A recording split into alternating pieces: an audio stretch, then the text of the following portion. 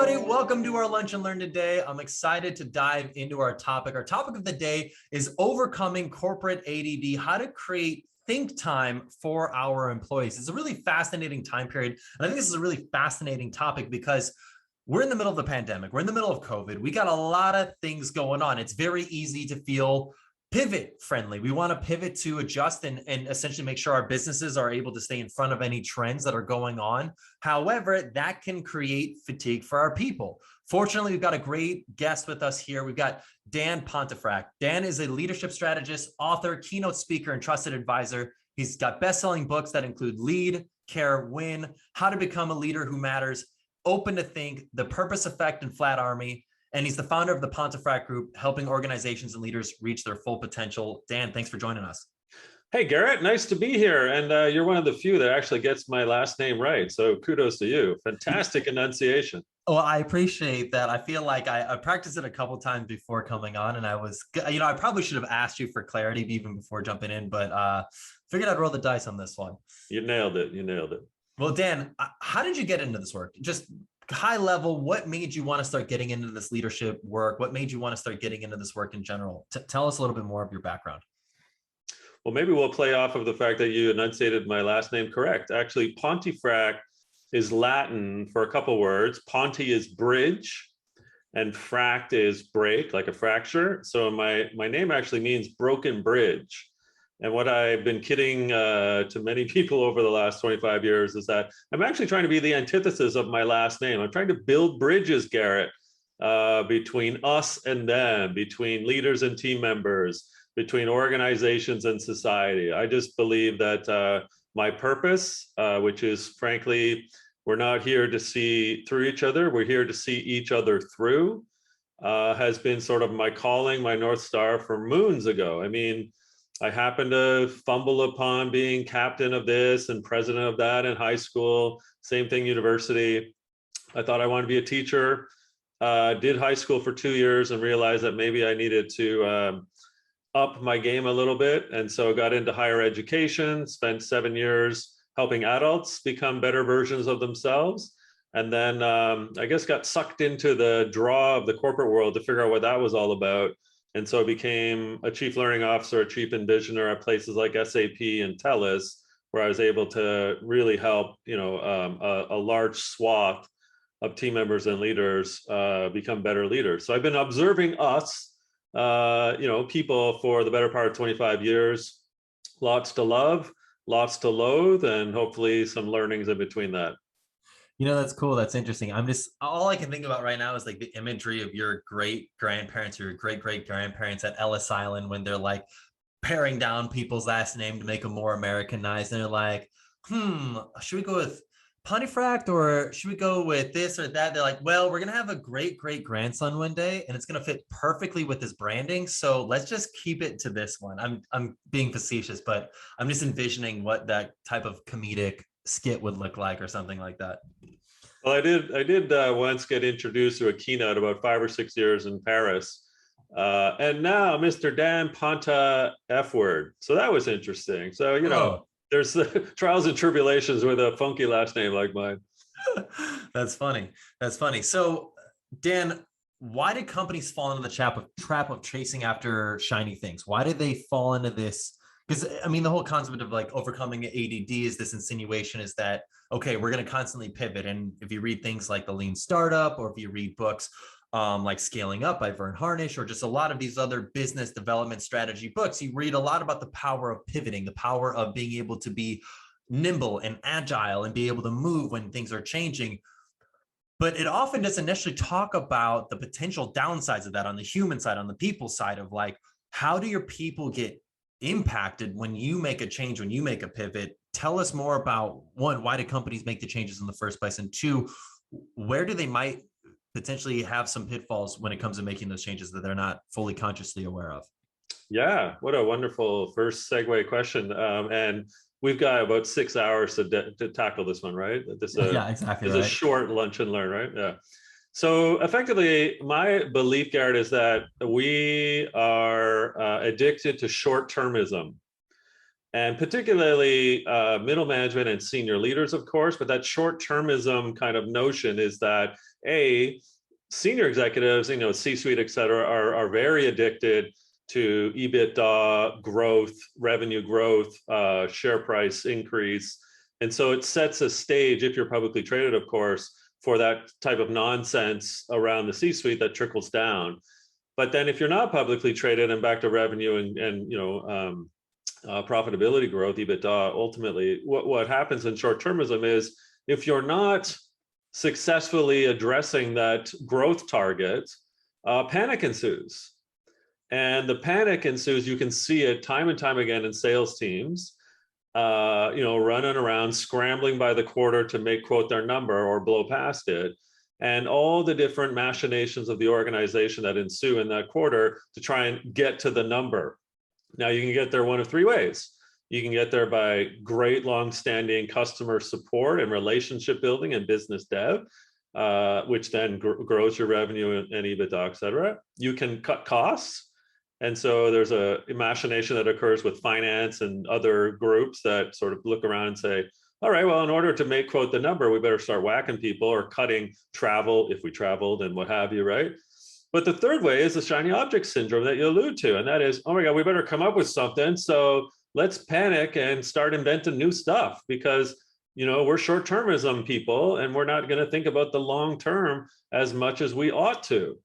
And so with that kind of trifecta of nonsense that's going on, you get very stressed people. And so to your latter question, the ensuing after effect is kind of like cultural chaos, right? And that's where the ADD becomes a real issue to the health and wellness of your people, let alone retention and attraction. So it can have some serious positive effects when you do have a culture of innovation, of course, but there's a fine line between, what is an innovative culture and the panic and short-termism kind of DNA that is part of your org. And thus, consequently, what you have are a lot of folks that are, if you remember the Pixar movie Up, and the dogs had a voice contraption on their throats and they were able to speak human, if you will, English. You got a lot of people running around going squirrel, squirrel, squirrel, and that's not good for a lot of things, as we'll probably get into. So that's kind of how I see it with my experience in big companies and doing a lot of consulting with others as well. It's interesting you brought up the share price and some of the strategies about why we do this in the first place. It makes me think back. I was reading Simon Sinek's book, Leaders Eat Last, and one of the things he talks about is the style of management from essentially General Electric versus a style of management from Costco, and how at General Electric, they would essentially cut the bottom 10% of earners every single year, just based on the numbers, because I think to your point, initially it would look good on EBITDA. It would look good as, hey, we're getting rid of the people that are quote unquote the fat. So then we can more or less have more high performing earners coming into the organization.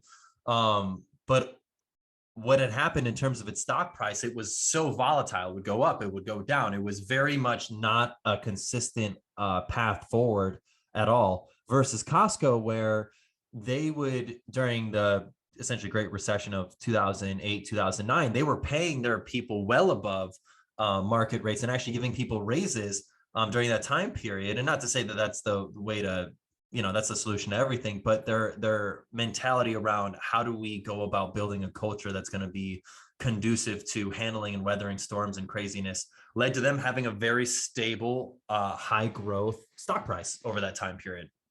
So it just makes me think back to that sort of scenario, that sort of situation, and makes me think, why do companies, if we can see this data, if we can know that this, short-term cutting the bottom 10%, or we know, hey, we need to chase after this new shiny squirrel or whatever the thing that we think we need to be going after, if that doesn't drive long-term growth, if we know this, why can't we self-audit ourselves almost? You know what I'm saying?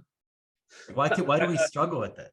I do. I mean, it's an age-old, scary story of why, in your example, why people have for so long put Jack Welch on a pedestal of leadership when in fact he's a disgrace. That's how I feel. And so I'll give you an example that ties to it, and then we'll get into that question. The Jack Welch way of leadership actually found its way into Microsoft. And that's how Steve Ballmer very much was running an organization that he'd taken over from Bill Gates, who wasn't a cup of tea and peachy either to begin with. But Microsoft had its harsh lesson during the Ballmer era of what does a company stand for, both from an innovation product perspective and a culture perspective. And so, various members of the board finally were a bit fed up with Ballmer's antics, which really were Jack Welch reincarnated. And they looked around and said, who's this guy? Within their realm, within their ranks was Satya Nadella. And one of the first things that Satya Nadella looked around and said, look, we need to over-index on empathy. We need to stop being an organization that's a bunch of know-it-alls, and we need to become a bunch of learn-it-alls. And through his actions and that of Kathleen Hogan, who's the CHRO there, they have, for the past 6 years, turned around a culture that was hierarchical, arguably sociopathic, and now become back being, one of the most valuable companies in the world and putting out some incredible products before and during a pandemic. So you can see just through the case study of Microsoft, where the fixation on shiny objects, buying this company, buying that company, firing bottom 10%, really created a consternation with its employee base that didn't allow great products to be developed, and certainly customers were ticked. Yet, the dichotomy, of course, is when Nadella takes over and he starts preaching empathy and kindness and care, while still innovating and trying to think through how people can do that in a more conducive way without worrying about the share price, without worrying about necessarily revenues, and looking at it from a more holistic, opportunistic yet caring way. Now, what's Microsoft doing? Winning. So to the organizations that don't believe that culture can be your competitive advantage, I say, please look in the mirror and ask yourself, is your current way of operating, i.e. through this freneticism, this shiny object syndrome, this kind of corporate ADD that I've been, yapping about for a couple of years now, ask yourself if it's worth it. And then ask yourself, have you retained and attracted the right people due to that freneticism and nonsense that you've actually articulated as your culture? Some people listening to this might be thinking to themselves like, okay, dang, clearly we shouldn't be pivoting. Clearly we shouldn't be changing things up. I don't think that's necessarily the message that's coming out here, but I would be curious to learn in your perspective, when is the right time to pivot? When is the right time to change? And how do we as leaders of organizations effectively go about communicating that to the team and getting them on board and on the same page? And at the same time, how do we go about, effectively implementing it so that we're not, how can we stay lean, communicate, get everybody on the same page while not stressing them out or seeming like we're chasing after every shiny object? For me, it really comes down to a few things, Garrett. First of all, as I've alluded to, culture. So how are leaders operating in so much as inclusivity, collaboration, asking people for their opinion and feedback, allowing time in their calendars to have creativity or focus time where ideas can manifest and materialize into something new or building upon something new. Think about a culture of an organization that's very siloed. If you're not meeting other people, Thomas Granovetter's incredible paper in 1973 called "The Strength of Weak Ties" suggests that as you kind of build up your strong ties, your strengthened ties, actually the weak ties are the ways in which when you're building through your network, you can learn from others, and that sort of sets a course for maybe doing something different. So what's your network strategy in your organization? So take that all into consideration under the bucket of culture. I agree with you. There is a need to embrace and inculcate, if you will, a behavior that I basically call embrace change. And that's not to say embrace change for the sake of change. It's to have that open mind, that curiosity of what might we do. That doesn't mean change for the sake of change, But if we weren't embracing change, and so many companies fell flat on their face when COVID hit, for example, and so many said, well, we can embrace the change of COVID and do something different in whether it's our culture, our customer service, our product set, how we serve our customers, whatever. That is a kind of a notion of asking yourself, well, what type of culture do we have? Is it one that does embrace change or not? But really, I think where you're going, and I love it, I have a bit of a hate on, if I'm being honest here, for things like lean and agile, and fail fast, fail often. It kind of sets up an inner anarchy that's unwritten in organizations. And whether you're a product company, a software company, high-tech company, telecom, or healthcare, or CPG, or manufacturing, when you have a mindset from a C-suite down that, oh, we've got to be agile, oh, we've got to be able to fail fast, fail often, what unfortunately results, right, is stress. And I've seen this time and time again. Now, it's not to say, again, I'm saying don't be agile and don't try things, but if that's the only reason your people think that they should be operating and that's how they should be conducting themselves, what do you think happens? Yeah, I mean, it's ironic. Well, it's interesting. I mean, we could even use my company as a case study in that. One of the big things we did earlier this year was we made a big pivot. We brought on, we created a new tool, a new product, and we did it in a very lean fashion. Essentially, we did a soft launch with one client where it was very much like we had a form and we were building things by hand and we were delivering them like as if it were automated, but we were really the Wizard of Oz behind the screen, pulling all the levers. And then once it started gaining traction, more people started doing it. And I realized like, I just don't have time to keep making these by hand anymore. We then started automating and then bringing more team members in the fold. But through doing all of that, full transparency, I had a lot of issues with just communicating to everybody else. So they were like, whoa, where's this thing coming from? And it's like, well, we've been working on it secretly behind the back end. And don't get me wrong, now it's starting to work and get more traction. Everybody's on board with it. But that was definitely an emotional hurdle that I needed to overcome. And it was not easy.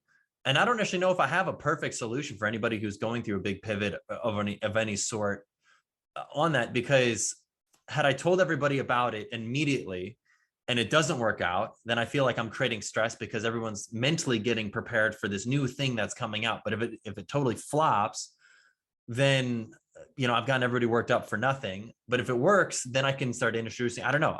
What are your thoughts on this? I feel like we can use even me as a case study right now for other executives who are probably going through their own pivots or have made pivots and are like, crap, now I'm dealing with a lot of human issues that I don't actually know how to handle or solve.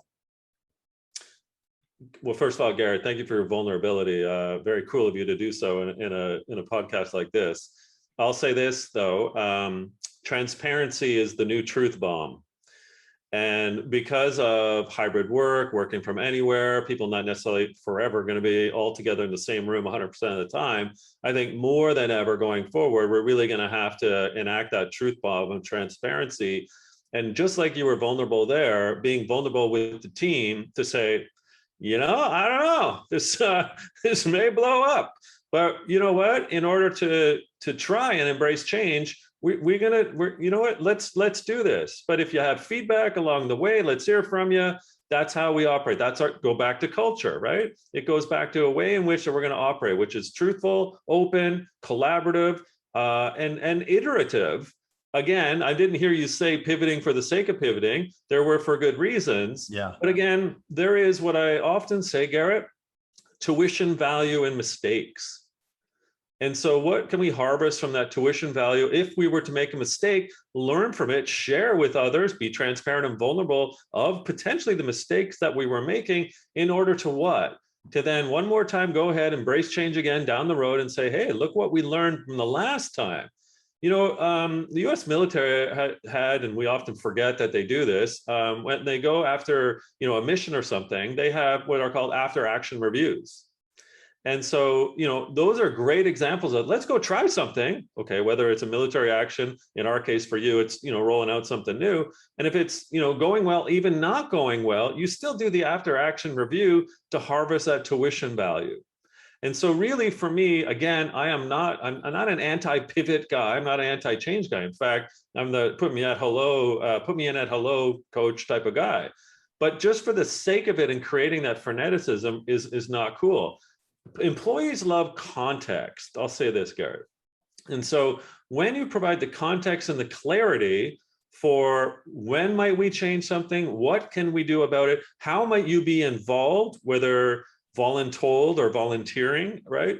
I think that context and clarity goes such a long way for employees, A, to buy in, B, to provide the feedback, C, to volunteer, if you will, and D, if it doesn't go well, you've told them way in advance why you're doing it.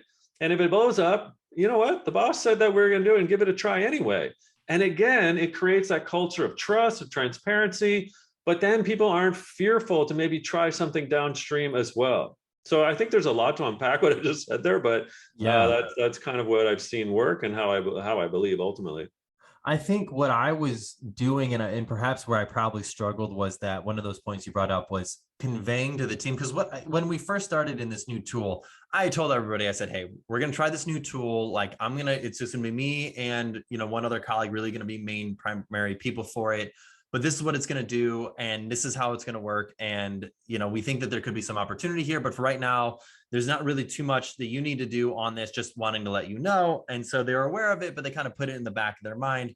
What I didn't really do a great job of, and when I say didn't really do a good job of what I really mean is I did a horrible job of, was I didn't do a great job of communicating how different people on the team would be leveraged within using this tool in the future moving forward. And I didn't really necessarily know how they would. I had an idea, I had a couple of thoughts or ideas. Some of them were accurate, some of them ended up not being accurate. And yeah, I think that's a tough thing. That's a tough lesson, I think, for any executive, is what are some ways that we can go about forecasting and projecting when we make a new pivot, how it's going to impact other people and what they can do to mentally prepare. But at the same time, how we can create some buffer zones where if like, okay, this thing isn't working out the way we want, or maybe we determine you're not the right person to be in this role for this. Can I walk that back while still salvaging the relationship? And doesn't that go back, as I said, to culture being your competitive advantage, right? I mean, yeah. I don't want to harp on, the proverbial dead horse here, but every time I see, example like Microsoft Ballmer versus Microsoft Nadella, why is it that they're so innovative in trying new things? It's because they feel wanted, inclusive, and that it's not, Satya Nadella running around with a pitchfork and stabbing people saying, how come you haven't innovated lately for me? Or, the secret, I loved your point about secret silos, right? How and what is going on? I have no idea. Those guys aren't allowing me in, and I can't understand. So when we go back to corporate ADD, when the executives or C-suite or senior leaders are running around saying, invent this, invent that, let's do this, let's do that. Again, it's change for the sake of change is not cool. Trying things is cool if you've got the culture that supports it through a collaborative culture that executives are using to create the clarity and context. And so being proactive, being vulnerable, just like you did, being communicative, and along the way, making sure that people see where progress is being made. So that is not a ta-da, like, what the hell was this? No one told me about this, right? Again, it's kind of like leadership 101 stuff, but irony alert, we're so busy that we forget the leadership 101 stuff because we're going on to the next shiny object. Right? Well, not only within that, there's also this other key point of the fact that if we're only leaning on senior leaders to come up with the ideas, we're not really leveraging our full strength or full muscle that we possibly can. If we can start leaning on our people to come up with the ideas and be comfortable openly sharing and having that psychological safety, we can build a culture where people are actually contributing and helping out. But it starts with, do you feel comfortable to contribute? So I guess, Dan, what I'd love to ask you is laying the context of it, from what I often hear from a lot of leaders that we're working with is when we talk about this idea of culture of innovation, you'll have some leaders on one side that say, I give my team total autonomy. Like, I give them free reign. We can have open conversations. We discuss things, but they just don't create anything. I say, hey, you can come up with anything. Here's a budget. You can do whatever you want. And they don't come up with anything new. And you get other leaders that are like, I don't know if I can trust my people to do it. I don't know if they're capable of doing that. I don't know if they have the skills to come up with these new ideas. I just feel like we try it, and it's like they just don't have the time to do it. And what I'm laying out is like the two autonomous versus the two micromanaging kind of scales. How do we find that middle ground of, giving people enough context so then they know what to work with and how they can work with it, but not at the same time, not too much, not so much autonomy that it's like you're looking at boiling the ocean, but at the same time, you're not so micromanaged. Where's the middle ground in it? We've, I think, each of us have been in a playground in our youth, or even if, you're dealing with kids, and there's the teeter-totter, right? And so you have quite well articulated, on one end, you've got, too much autonomy, which is a kind of a lot of the organizations who in mainstream and social media are like, we have no bosses, we have no direct reports, we're free for all. I'm like, whatever, talk to the hand, that's insane.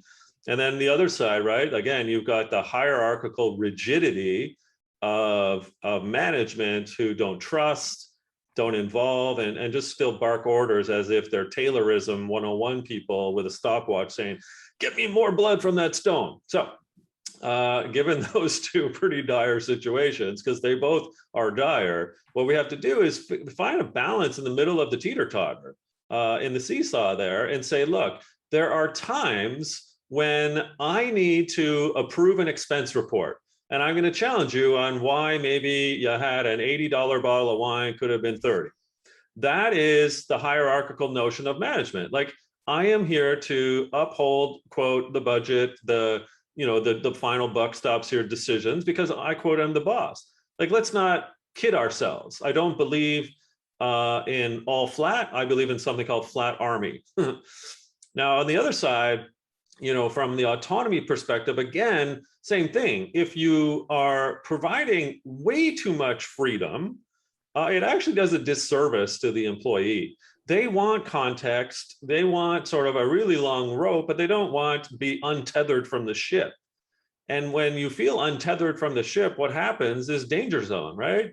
Strong waves, you start sinking, you start drowning, whatever. So let's not throw PFDs. Let's keep the individual and the psyche tethered to the kind of main ship, so that there's that balance still in between the two. So it's it's an art and a science, leadership. You have to practice the art part, which is kind of all left brain stuff, right? It's like caring, feeling, empathy, allowance, collaboration, trust, vulnerability, it's stuff we've been talking about. And then kind of, if you will, the right side is more of that clarity, context, sometimes approvals, vision, strategy, not that you're not including people in that, but reminding people why we're here, reminding people of results, business metrics, KPIs, like that's the science. And so when people tell me, what, Dan, is the difference? Is it better to be a leader or a manager? And I'm like, both. Leaders are human and managers are not inhumane, but they have to kind of think about the business as well from that perspective. And so you need to be a leader and a manager, and being in the middle of that teeter-totter seesaw is honestly, Garrett, the best way to do it. Cool. So that kind of leads to, well, actually, before I even say that question, just to kind of reiterate maybe what I'm hearing from what you're saying, if I were to create an analogy of it, it's almost like when we ask our team to innovate, let's just compare it to having them making us a meal. Don't drop them off at the grocery store and say, hey, make me something tasty, when they've got the entire grocery store to choose from. At the same time, don't say, make me a burrito. Here's a frozen burrito in the package, stick it in the microwave, and then press start. We want to say, hey, here's my refrigerator. There's a variety of different ingredients in there. There's not a ton of ingredients in there, but I'm looking for you to create something delicious based on what's in my fridge right now. What can you cook up for me? Is that a weird way of putting that analogy? I love your metaphor. I'll extend it a little bit by suggesting as follows, right? And that is, here's the budget. Here's the relative time frame that we're thinking of getting this meal done by. I'd love to provide you some coaching, if it's going to take you an hour, maybe at the 15 and 30-minute mark, just to check in, see how you're doing, give you a minute or two. I want to introduce you to a few people that are also chefs and people in my network that might give you some ideas, help spring some options, right? Here's what's worked in the past. These are horrible meals. Here's great meals, right? And so what I'm setting up for you, obviously, is the extended argument and metaphor that context, support, clarity with inclusivity and options to kind of be that caring, developing, coaching type of leader works, and you'll have a great meal at the end of it. Maybe even pop a bottle of wine. It'd be great. Yeah, no, I love that. I appreciate you jumping in and adding to that. I think that gives a lot of context there. So Dan, this has been a really, really powerful lunch and learn. I think we've covered some really key points here. I'd love to just finish with just any final thoughts, any final points that maybe you'd like to share with our audience about just maybe just high level best practices for overcoming that corporate ADD. And then the last thing, as I'd love to just ask you, how can our audience learn more about you, learn about your books, podcasts, any other work that you're doing just out there in the community? But yeah, first one, best practices. Second one, how our audience can learn more about you. It's so cool. Thank you again. This has been great. You're a very learned guy, and love your extemporaneous, very curious head. So keep doing what you're doing and supporting your clients like this. I'd say norms are really key. Not the fat guy from Cheers, but norms being organizational, team, and even individual or personal norms really helps set kind of the tone as to how we're going to be creative, innovative, but also not as frenetic and stressed with our calendar. So what norms am I talking about? Well, things like meeting norms. Like, does your organization and or team have norms for how many meetings you should be having a week? How long those meetings should be? Like, should every single one be 60? Maybe they should default to 50 or 45. Maybe the IT team can set that up. So no meeting can be 60 and no 30-minute meeting can be 30. It should be 25, right? So there's buffers. Has your team and organization set up, Basecamp does this, called library hours or library rules. And that is like, I think at Basecamp on Thursdays, you can't talk to anyone. There's no meetings. It's like a day of focus time, hence the library rules.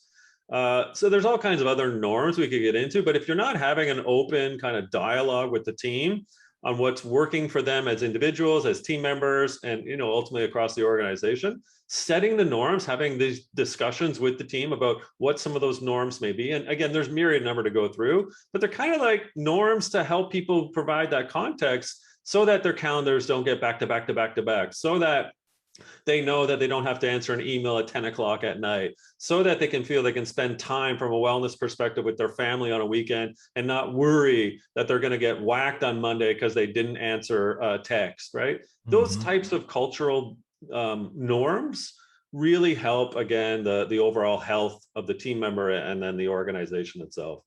Awesome. Awesome. Dan, this has been great. How can our audience learn more about you? I guess, Google me, or I guess right over here. You can check out any of the books. The latest one is Lead Care Win, which is leadcarewin.com. That'll take you to everything also under my umbrella. And right now I'm currently in the writing stage of a 5th book because I think I'm a masochist, Garrett. And this one will be called The Age of Agency. And I'm sort of digging and diving deep into the term agency and why we've lost it and why we need to resurrect it. Cool. That's awesome. I'm looking forward to seeing it. Dan, thanks for being here. Everybody, thank you all for being here. Have a wonderful rest of your day. See you, everybody.